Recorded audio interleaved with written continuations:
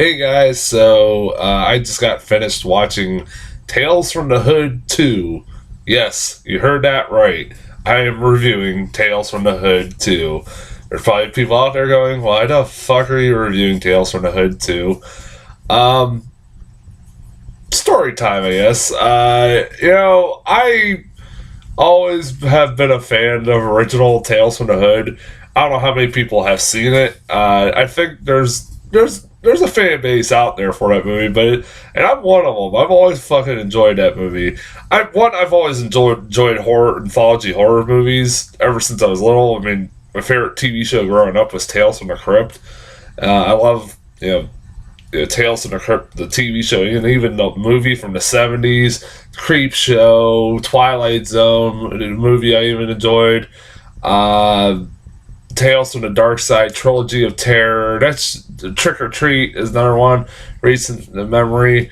I've always enjoyed anthology horror movies, even the VHS movies, except the third one I actually that I have enjoyed. But like I said, I was all fucking excited for a sequel to Tales from the Hood. I fucking love that movie. It was one of those movies that's so fucking 90s that it's it's a movie that could only exist in the fucking 90s, and that's it. And I fucking love that movie, and I didn't know this fucking thing existed.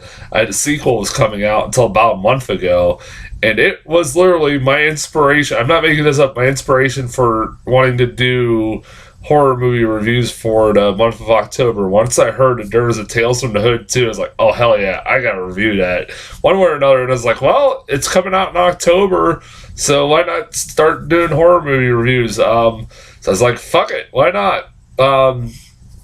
Even though the trailers, there's only like one trailer out for this movie, and it was like very brief and very short, and it didn't look very promising. I was like, the first one was a guilty pleasure. It's a movie that was a guilty pleasure in the fact that it was dumb and silly, but it had its own charm, and I fucking enjoyed the hell. I watch it every time it's on fucking TV.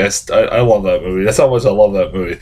So yeah, this movie fucking sucked. Luckily, the rest. I was like thinking about the rest of the horror movie reviews that I got coming up throughout the month of October. I'm like, all the rest of the movies from this point forward after Tales from the Hood are supposed to be good, and by God, they have a fucking low bar set for them, because this movie fucking was terrible. I mean, I know the first one isn't like high art, but fuck, this movie was like, God, this movie could fuck off. I mean, there are things I liked about it. I did like Keith David as Mr. Sims, which I still don't understand why they didn't get Clarence Williams III back for for the second movie. I know it's been 23 years. I don't know why it took 23 years for a fucking sequel to be made, but why did they not get the original actor to play Mr. Sims? I have no idea. Clarence Williams III was the best fucking part of that whole fucking film, the first one. He stole every fucking scene he was in. He just chewed up the scenery. He has the best line in probably horror movie history, by telling them at the end of the movie, "Welcome to hell, motherfuckers," which they do say.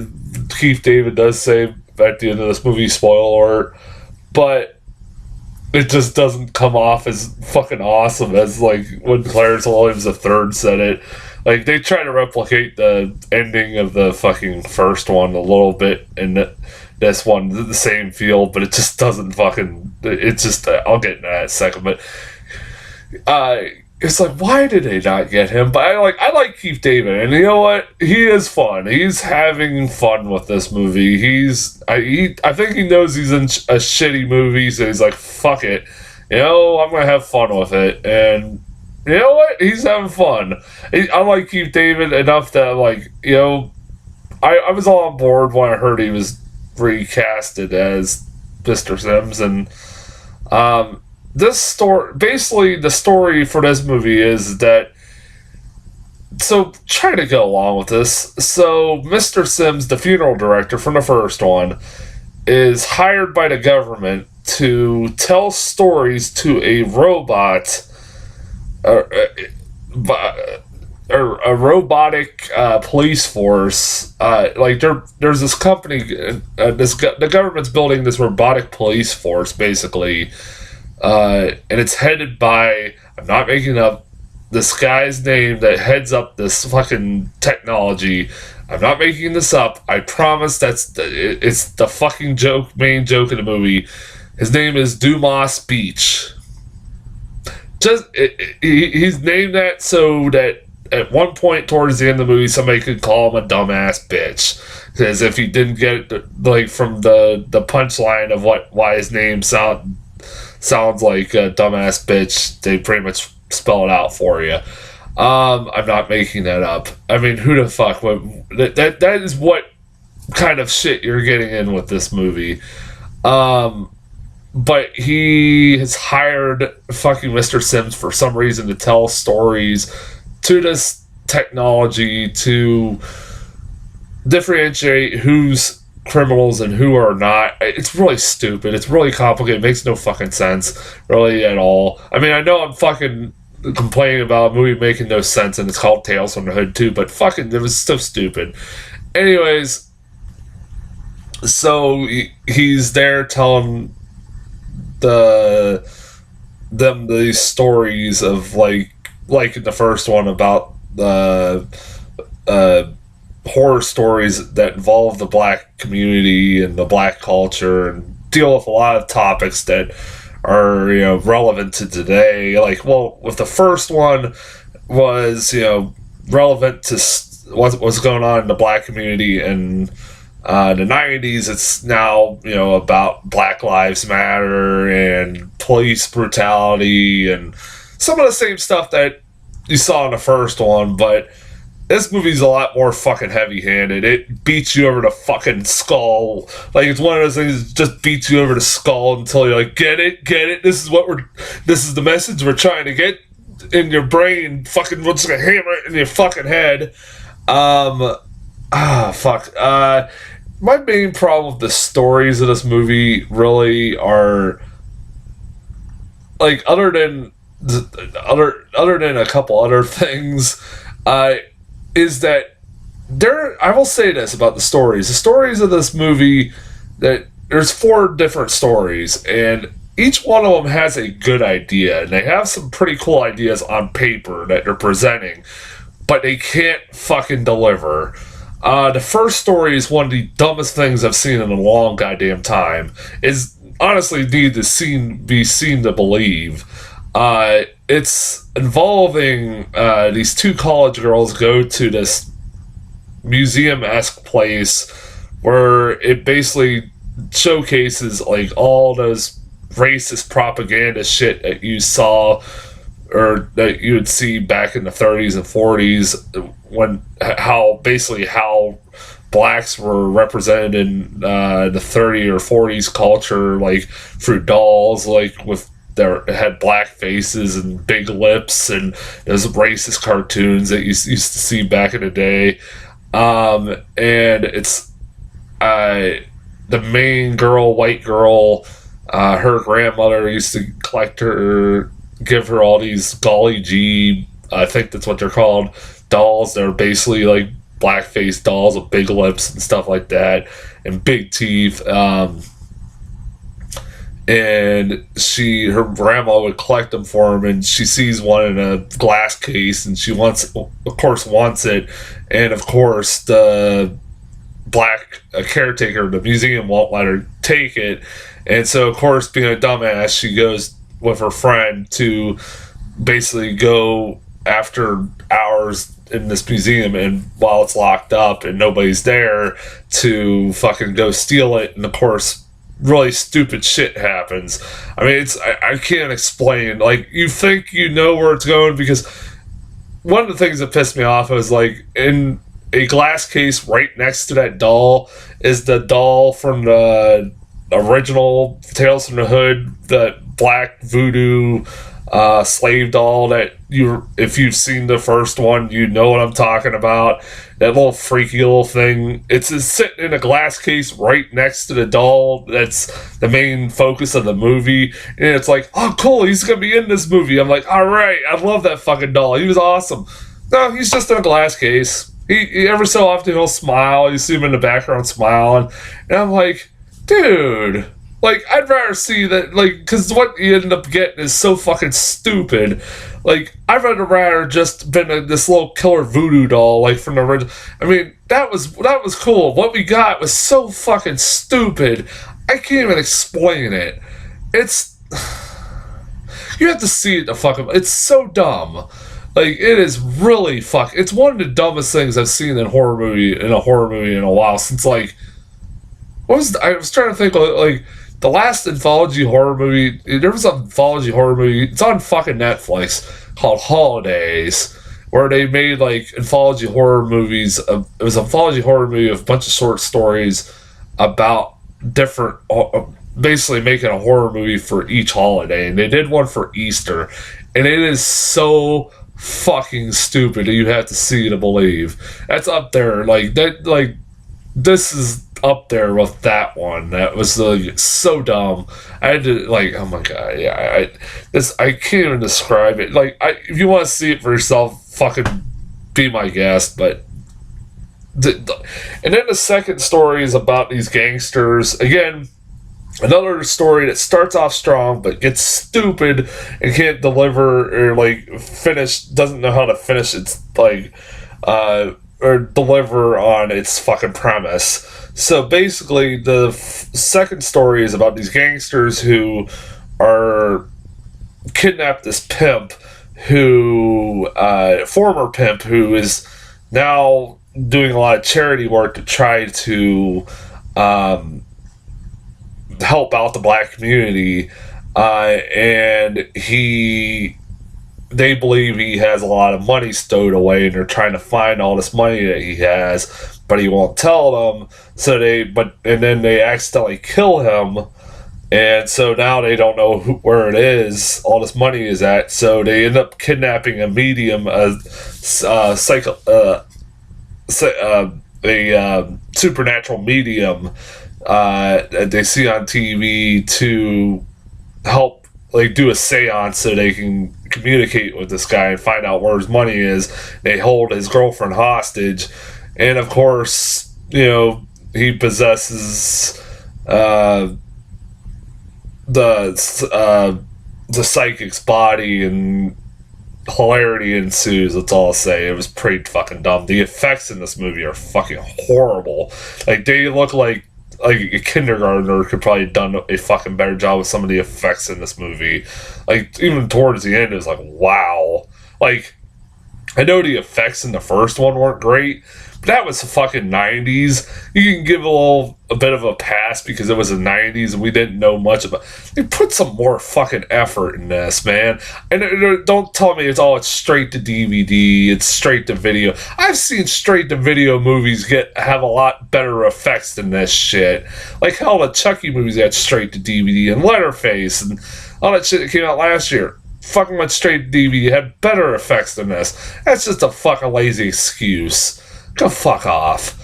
So, like, yeah, like, the effects in this movie are fucking awful. And then, like, the third and fourth story, I will say this.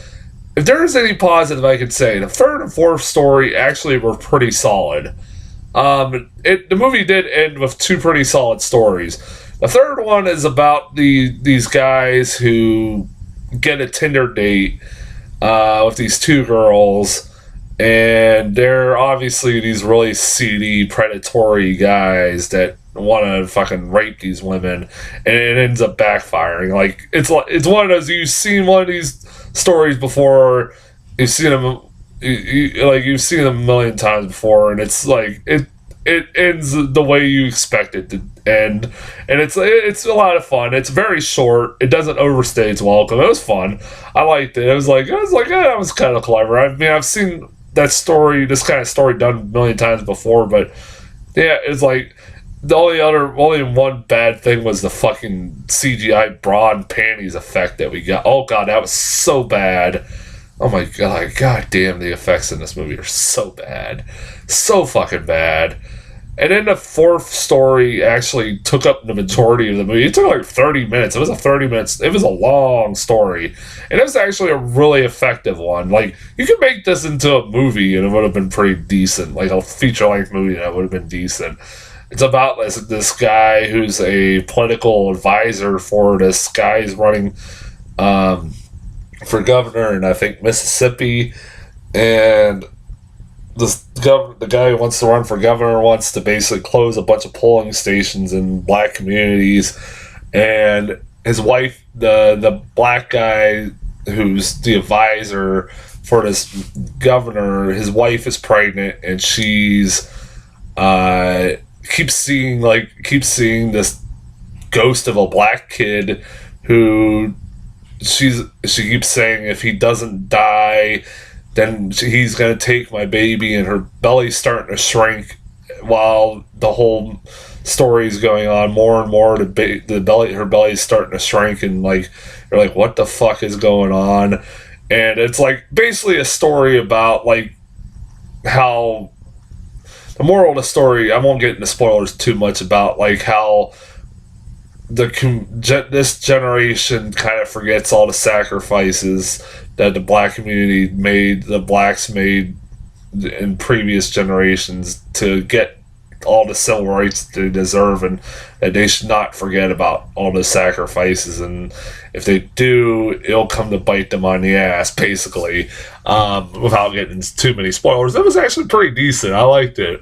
I got the message it was going for, and it was really clever. It did make me go, what? There's a moment where there's the ghost of Martin Luther King, and I'm like, what? That made me. There's moments in this movie that made me fucking laugh unintentionally sometimes, just because of how horrible the dialogue or how horrible the CGI was. It was just, God, this was piss poor. There was no effort put into this fucking thing.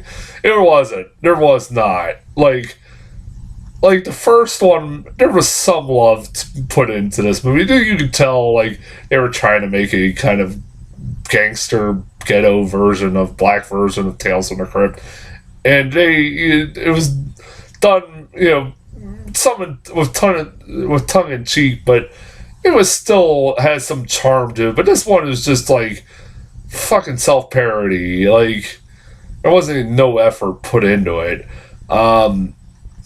There's like references to the first one, like, oh, the shit. They keep talking about the shit. Like, yeah, I get it. It was funny in the first one how much they said the word the shit all the time in the movie, but it's like, yeah, they forgot like why that was fucking funny in the first place. I don't know. It's kind of, I really did not like this movie, and it's like I went in like going like, I'm not expecting high art, and but I expected a little bit fucking better. It was just like, compared to the original, like I said, the original is not like a fucking masterpiece or anything like that. I'm not saying that, but this was just fucking piss poor compared to the original. But like I said, positive. I did watch it for free on Netflix. It's on Netflix for free. I luckily didn't have to pay to watch this. That's one fucking positive. Like, I originally was thinking about getting it off YouTube, buying it off YouTube, renting, and I'm glad I didn't. I just fucking watched it for free on YouTube. When I found out it was on Netflix for free, I said, fuck it. Between this and Veronica are the only two I can watch for free. So, but like I said, I got the movies I guess still do is Bad Times at El Royale, Halloween, Revenge, Mandy, and Veronica, and all 5 of those movies I've heard are amazing, are really gotten really good reviews. So it can only go up from here, from this point, I hope, at least, because Tales from the Hood, like, between this Tales from the Hood and The Nun, that was 2 shitty movies I've seen, reviewed for the month of October. Hopefully they get better. Apparently they are. I liked Hellfest. Like I said, I did like Hellfest though. So, but that's Tales from the Hood 2. Don't see it. Don't. Even if you like the original, just don't. Like, I guess if you're curious, it's for free on fucking Netflix. So there you go. I guess worst case scenario, you get to watch it for free. But it's an hour and 50 fucking minutes. How the fuck was that hour and 50 minutes? Like, that was not needed to be fucking an hour and 50. No anthology movie should ever be an hour and 50 minutes. Like I said, majority of that movie was the last story, though. So yeah, and that was one of the stronger parts of that was the strongest part of the fucking movie. So I mean, yeah, yeah. Anyways, that's as far as Tales from the Hood 2 go. I will be back probably tomorrow or in the next few days with a review for First Man and Bad Times at the El Royale. And I'll still be doing other reviews for horror movie reviews. I got to get a lot of these in pretty quick because I'm the 27th, I'm going to be out of town. So, yeah, 27th for the 1st, November 1st, I'm going to be out of town. So I got to try to get fucking these reviews in as quickly as possible. So, and I got fucking, I'm working almost every day. So, until then, I'll talk to you guys later.